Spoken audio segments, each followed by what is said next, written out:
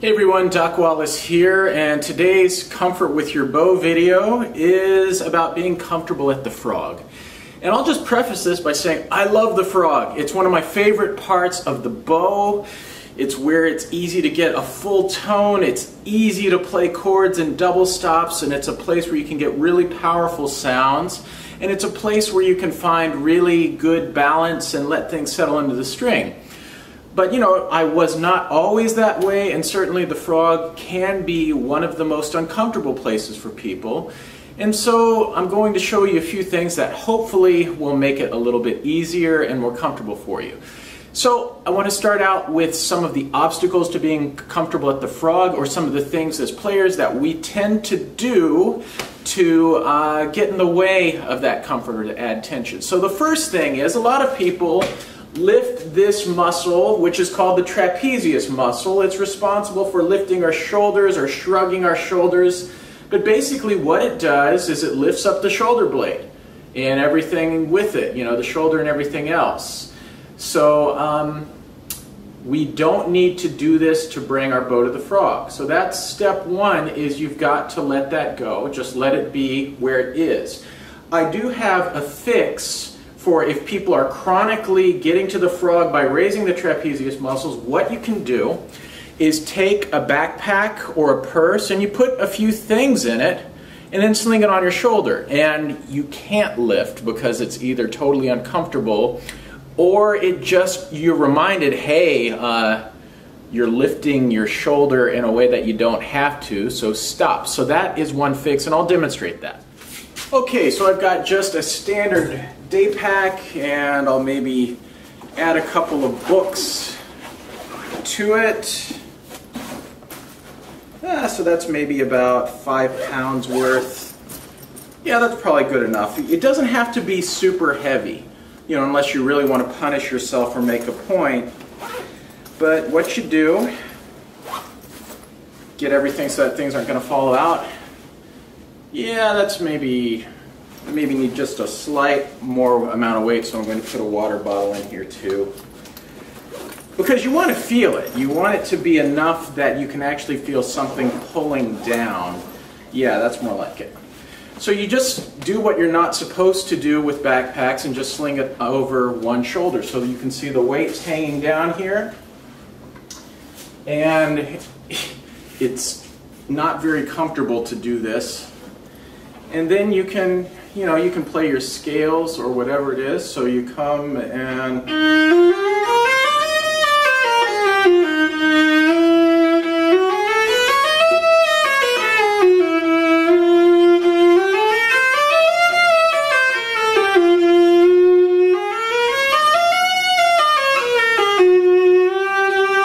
now, did you hear how my sound opened up?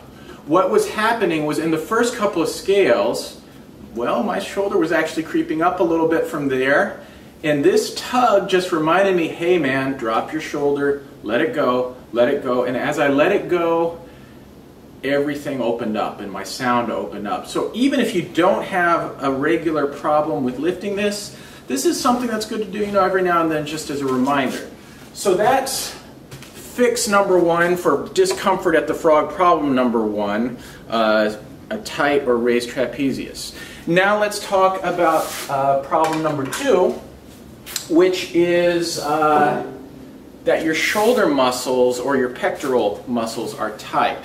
So this is something, I mean, people play differently, and you will see some wonderful players who play with really low elbows. Paul Neubauer, great violist, is an example of someone who plays with a really low elbow. You also see people play with high elbows, you know, and everything in between. My teacher, Karen Tuttle, preferred a slightly high elbow relative to the plane, just because she said if your elbow is at the right height, you will clear the pectoral muscle. The pectoral muscle is your chest muscle, and it's responsible for bringing your body to the center axis, like that.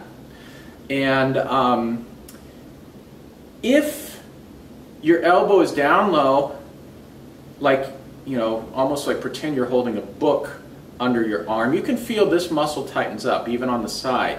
And if you have that kind of tension, well, that tension's going to get into your tone, and it's also going to get in the way of comfort at the frog if things aren't positioned.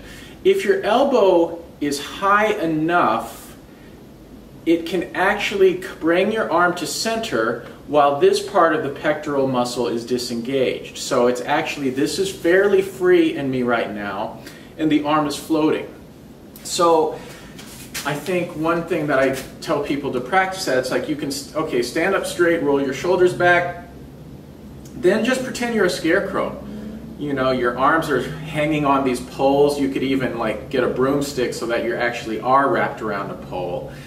And basically my hands and forearms are free, they're free swinging, and everything else is free swinging. My pec is disengaged because the pec brings everything to center and things are to the side right now, and I'm not trying to bring things center, but I'm just this nice scarecrow with these floating arms. So if I have that same sort of feeling and I keep this free and open, but my arm is at such a plane that it can swing forward without this muscle becoming tight or engaged, it suddenly becomes very comfortable to float the arm over to the frog.